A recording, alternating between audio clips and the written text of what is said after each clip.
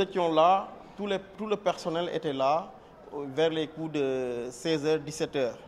Parce qu'on sait pertinemment qu'après le verdict, il y aurait eu des affrontements.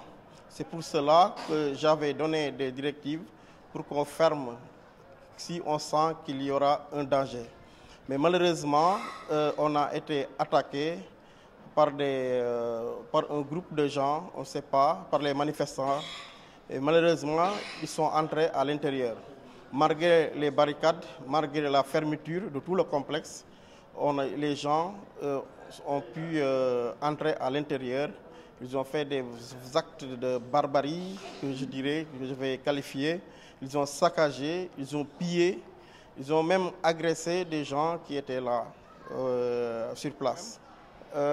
On ne reconnaît pas carrément parce que c'était aussi une foule et les gens étaient nombreux.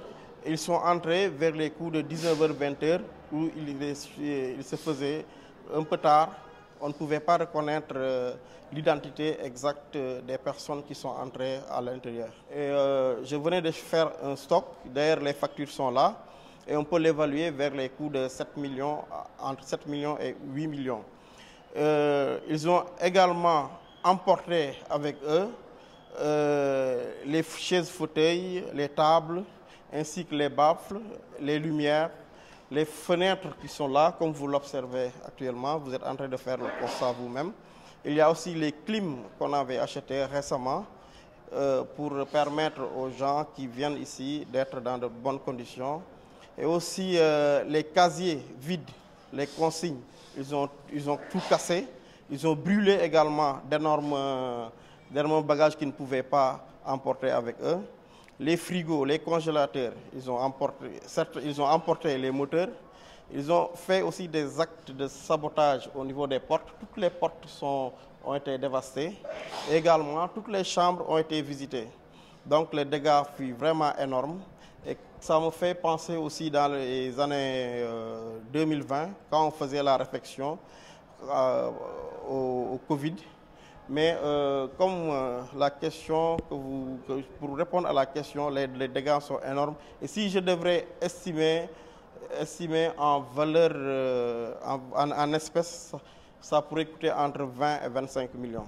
Nous, on remet tout entre les mains de Dieu parce que ce sont des biens, heureusement, matériels qui ont été dévastés. Ils ont tout remporté. Il y a eu des actes de sabotage et autres. Et heureusement qu'il n'y a pas eu de dégâts collatéraux humains. Alors, nous, tout ce que la loi nous permet, nous allons le faire. Nous allons essayer de poursuivre ces malfaiteurs parce que ce sont des actes de barbarie. D'ailleurs, il y a l'huissier qui est en train de venir. On va faire le constat. On va déposer une plainte. Il y a eu déjà des cibles.